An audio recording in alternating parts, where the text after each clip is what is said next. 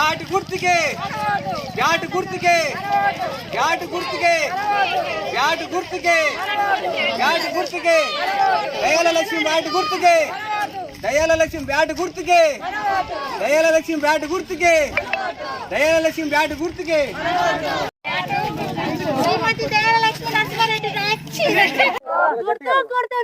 Bat గుర్తుంచుకో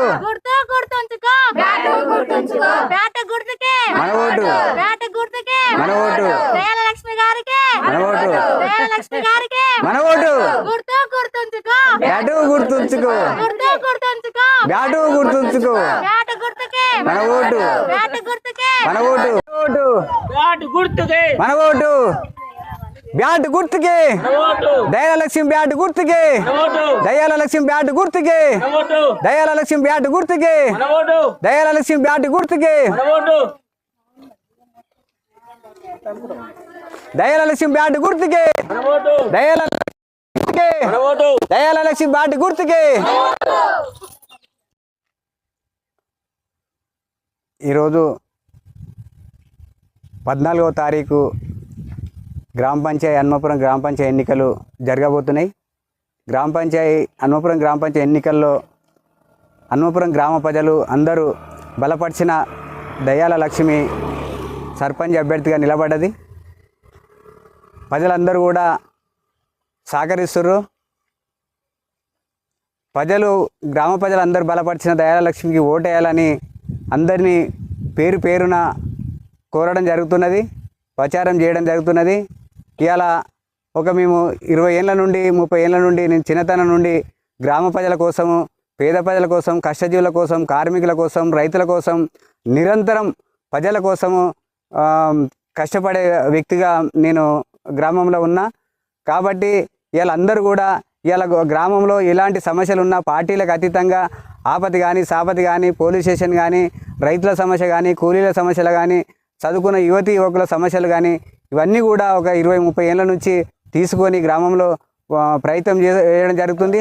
ఎవరు అధికారంలో ఉన్నా ప్రజల కోసము ఏ ఎమ్మెల్యే గారు ఉన్నా కానీ మాధవరెడ్డి ఉన్నప్పటి నుంచి కానీ ఉమామాధవరెడ్డి కానీ అదే శేఖర్ రెడ్డి కానీ ఇప్పుడు అనిల్ రెడ్డి గారు కానీ అందరి సహకారంతో గ్రామ సమస్యలు దృష్టికి తీసుకుపోయి గ్రామ ప్రజల కోసం మా ఊరికి ఈ సమస్య ఉన్నదని ముందుండి కొట్టాడే వ్యక్తిగా నేను పనిచేస్తున్న గ్రామంలో. కాబట్టి ఇలా ఇక్కడ ఈ మన ఓడపర్తి కథకు గోదావరి జలాలు రావాలని కూడా, కొండపోచమ్మ ద్వారా గోదావరి జలాలు రావాలని కూడా రైతులను ఎమ్మడి పెట్టుకొని పోరాటాలు ప్రభుత్వ దృష్టి తీసుకుపోయి అది కూడా సాధించుకోవడం జరిగింది.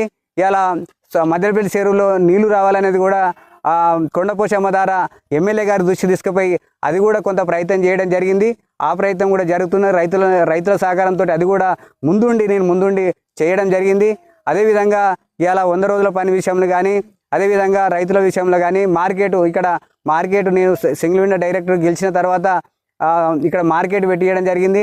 ఆ మార్కెట్లో కూడా మండలంలో మొట్టమొదటి ప్రారంభించడం, మళ్ళీ మొట్టమొదలే ఇక్కడ రైతులకు డబ్బులు వేపియడం కానీ, అదేవిధంగా మళ్ళీ మండలంలో భువనగిరి మండలంలో మొట్టమొదలే సెంటర్ క్లోజ్ చేయడం కానీ, ఇవన్నీ కూడా ఎలాంటి ఇబ్బందులు కాకుండా రైతులని ఎప్పటికప్పుడు రోజు పోయి అడుచుకొని బాధలేంది సాధలేంది అడుచుకొని ఆ సమస్య కూడా పరిష్కారం చేయడం జరుగుతున్నది.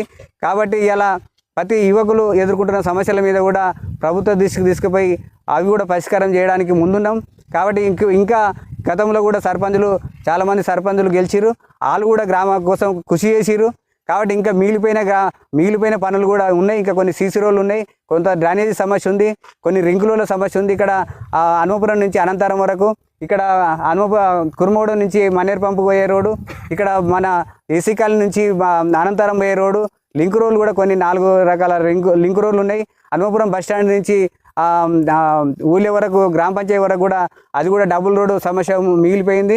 ఇవన్నీ సమస్యలు ప్రభుత్వం తీసుకుపోయి ఎమ్మెల్యే గారు కూడా మంచిగా స్పందిస్తాడు. ఆయన దృష్టికి కూడా తీసుకుపోయి ఆయన కూడా నన్ను మంచి కోరుకునే వ్యక్తి. కాబట్టి గతంలో ఉన్న ఎమ్మెల్యే పైలశేఖర్ రెడ్డి కూడా ఏ పని హన్మపురం విషయాలు నువ్వు ఏ విషయం అడిగినా నేను చేస్తాను నరసింహ తీసుకురా, ఏ సమస్య ఉన్నా తీసుకురా అని ఆయన కూడా మంచిగా 10 ఏళ్ళు సహకరించిండు. ఈయన కూడా 5 ఏళ్ళు సహకరిస్తాడు.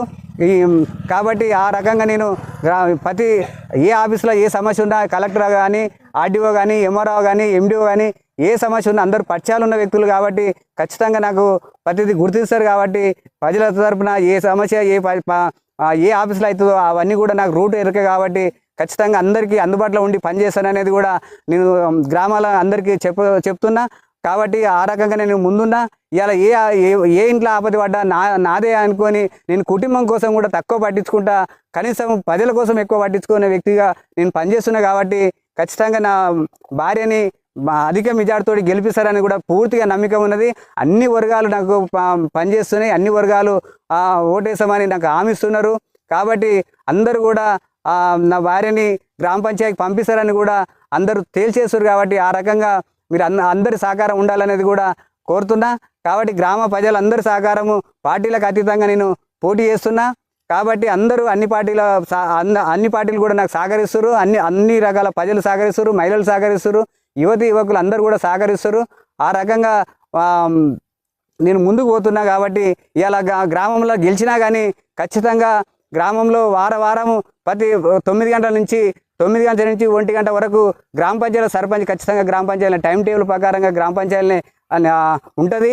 కాబట్టి లైట్ల సమస్య కూడా వారం ఎక్కడెక్కడ పోయినాయో లైట్లు కూడా వారం వేపించడానికి ప్రయత్నం చేస్తా. నీటి సమస్య లేకుండా చేస్తా. నీటి సమస్యని ఎక్కడ నీటి సమస్య ఉన్నా వెంటనే పరిష్కారం చేసేందుకు ప్రయత్నం చేస్తా. గ్రామంలో ప్రతి పని నాకు ఒక సబ్జెక్టు ఉంది కాబట్టి, ఆలోచన ఉంది కాబట్టి, ఏ గ్రామం ఏ గల్లీకి ఏ సమస్య ఉందో అన్ని అవగాహన ఉంది, ఆలోచన ఉంది. కాబట్టి ఆ రకంగా కరెంటు సమస్యలు కానీ ఏ సమస్య తీసుకొని అయినా నేను పనిచేయడానికి ముందున్నా. కాబట్టి ఆ రకంగా ఇవాళ గెలవడానికి నేను సర్పంచ్ మొదటిసారిగా నేను 30 ఏళ్ళ నుంచి ఎప్పుడు కూడా సర్పంచ్కి పోటీ చేయలే. ఈసారి ఆలోచన వచ్చింది, ప్రజలందరూ కోరుకోరు కాబట్టి ఆ రకంగా నాకు ఆలోచన వచ్చింది, పోటీ చేస్తున్నా.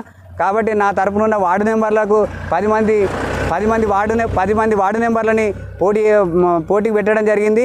ఆ 10 మంది వార్డు మెంబర్లను గెలిపియాలి, నా సర్పంచ్ని గెలిపియాలి. కాబట్టి నా ప్యానల్ కూడా అందరూ బాగా కష్టపడుతున్నారు. ఆ రకంగా ఆ ప్యానల్ కూడా గెలిపియాలనేది కూడా నేను ప్రజల తరపున కోరడం జరుగుతున్నది. దయాల లక్ష్మిని అధిక మెజార్టీతో గెలిపియాలనేది కూడా ప్రజలందరినీ కోరుతున్నా. గుర్తు బ్యాట్ గుర్తుకు ఓటేసి దయాలక్ష్మి గెలిపియాలని కోరుతున్నా.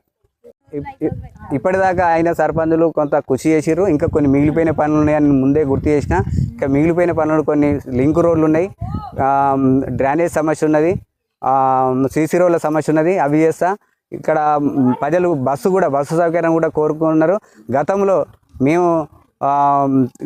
మేము ముందుండి జన్మభూమి కార్యక్రమం ఉన్నప్పుడు టీడీపీ గవర్నమెంట్లో ఇక్కడ బస్సు కూడా సాధించడం జరిగింది. ఆ బస్సు బంద్ అయింది.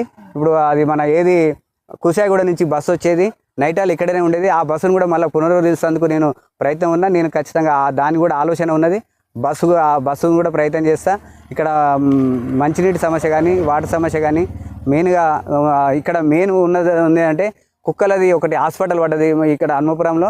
హాస్పిటల్ని నేను సర్పంచ్ అయిన వెంటనే ఆ హాస్పిటల్ నడవకుండా ప్రభుత్వ దృష్టికి ఇప్పటికే తీసుకుపోయినా, కలెక్టర్ దృష్టికి తీసుకుపోయినా, కలెక్టర్ కూడా ఎంక్వైరీకి పంపించడం జరిగింది.